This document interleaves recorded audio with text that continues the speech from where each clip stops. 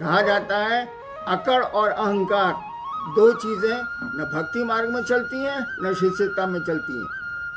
अकड़ और अहंकार से बचना होगा। और चैतन्य, मंत्र में चैतन्य होता है। ये शिव क्या है?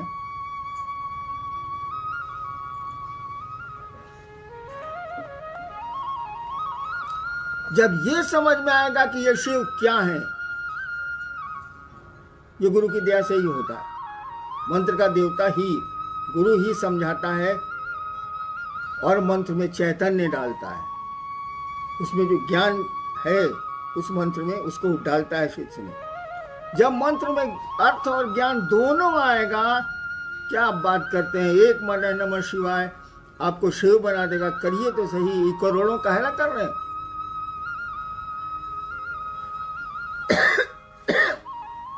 हमने कहा ना कि एक माला नमः शिवाय करिए, एक एक दाने पर शिव को प्रणाम करिए। तो हम तो लोग गिनती करते हैं, 108 हो गया। माला में तो 108 दाने दिए ही हुए हैं, उसको गिनती क्या करनी। और सांसों पर करिएगा तो सांसों की माला पे तो गिनती का सवाल ही नहीं। और आपकी सांसें भी फिक्स्ड है। हर एक आदमी को तय है कि कितनी सांसें लेगा ये धरती पर। तो नमः शिवाय में अर्थ और चैतन्य, अर्थ तो आप समझ सकते हैं, लेकिन चैतन्य के लिए गुरु की दया जरूरी है।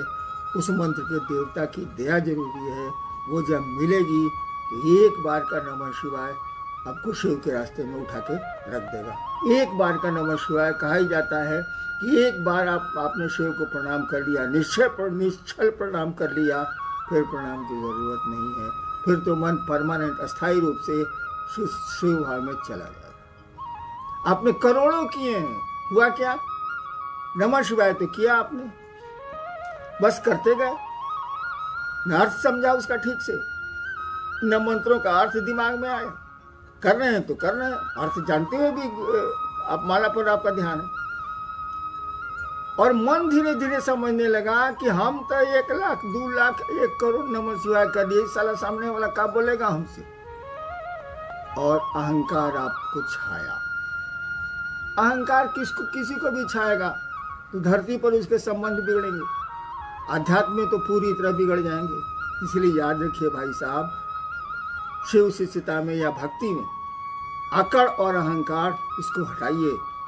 इसके जब तक ये नहीं हटेगा तब तक आपका नमः शिवाय फलदायी नहीं होगा। वैसे धरती के छोटे मोटे काम हो जाए। नेक्स्ट। आरा से शिवसे से हैं। आपने कहा आओ चलें शिव की ओर। अब तो चल भी रहे हैं, फिर भी परिणाम नहीं है। कष्ट बहुत है, मन भागता रहता है, आखिर क्यों है? जब भी जीवात्मा, जब भी कोई इस धरती पर योनिगत होता है, आता है, वो पेड़ हो, जीव हो, इंसान हो, देवता हो, भगवान हो, जब भी वो योनिगत होगा, पैदा होगा इस धरती पर, तब तो धरती के नियम लगेंगे। उसे सुख भी मिलेगा, उसे दुख भी मिलेगा, और आनंद तो मिलता है मात्र शिव की ओर चलने से, उस ईश्वर की ओर चलने से। जब दुख मिलेगा तो याद रखिए सुख भी मिलेगा, जब सुख मिलेगा तो याद रखिए दुख भी मिलेगा। लेकिन जब आनंद मिलेगा तो उसका उल्टा होता ही नहीं है। इसीलिए ईश्वर को कहा जाता है सच्चिदानंद, शिव को कहा जाता है वो ईश्वर है, महेश्वर है, आनंद वही है, उन्हीं के रास्ते में है, उन्हीं की दया पर है। तो आओ चलें शिव की ओर, किसी ने कहा। अरे भैया, जिस दर्द से कहा वो दर्द समझ में आया कि शब्द पकड़ा गए। जिसने भी ये कहा कि आओ चलें शिव की ओर, उसके भीतर दर्द था, एक पुकार थी वो शिव की ओर चलने की, कि उसके पास भाव थे, और उस समय उसके पास दूसरा कोई भाव नहीं था।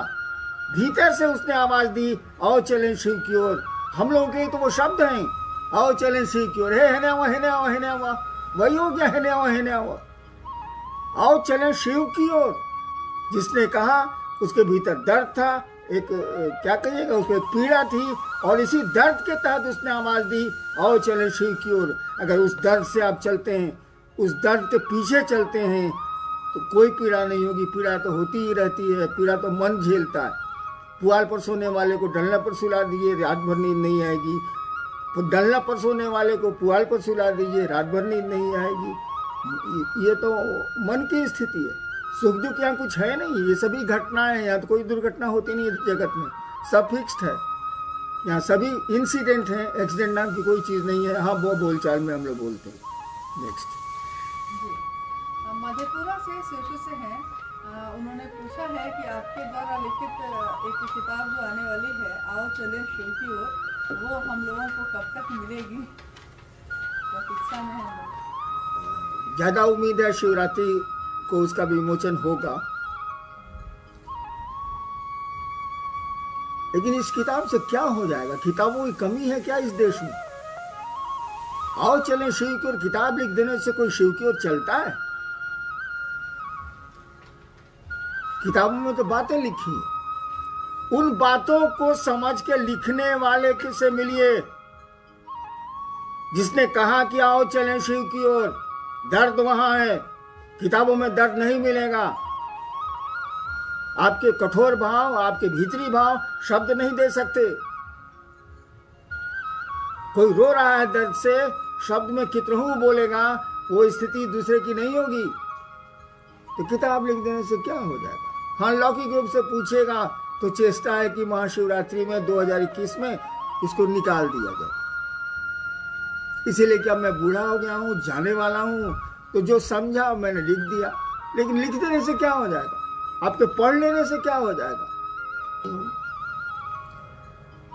तो 200 आदमी की अनुमति या प्रशासन आपको अनुमति देता है कि 200 आदमी का आप कार्यक्रम कर सकते हैं। यदि एसडीओ साहब, आपके लोकल जो अनुमंडल पदाधिकारी हैं, वो अनुमति देते हैं कि ठीक है 200 आदमी में आप अपना कार्यक्रम करिए, लेकिन आप कोई गारंटी नहीं दे सकते हैं कि 2 ही आदमी होंगे। वो संख्या बढ़ेगी क्योंकि शिव शिष्यता में भीड़ बहुत है, शिव शिष्य बहुत हैं, खास करके गुरु बहनें हैं जो मानती नहीं हैं। तो 200 आदमी की अनुमति लेकर कार्यक्रम करना भी बहुत ठीक नहीं होगा, क्योंकि आप संख्या को रेगुलेट नहीं कर सकते हैं, नियमित नहीं कर सकते। आइए देखते हैं, कुछ जिज्ञासाएं आई हैं और कोशिश करते हैं उनका क्या उत्तर हो सकता है। जी, अरुणाचल प्रदेश से एक सदस्य हैं जिन्होंने जिज्ञासा भेजी है कि कहा जाता है कि शिव और शक्ति में कोई विभेद नहीं है। ऐसे में भगवान शिव से जुड़े बिना शक्ति की आराधना कैसे फलदायी होगी? हाँ, शक्ति और शिव में तो कोई विभेद नहीं माना जाता है। सूरज और सूरज की किरणें, आग और उसकी गर्मी, ताप। आग है तो ताप होगा, गर्मी उसमें होगी, हीट उसमें होगा। सूरज है तो रोशनी उसमें होगी, प्रकाश की किरणें होंगी ही होंगी। ठीक उसी तरह से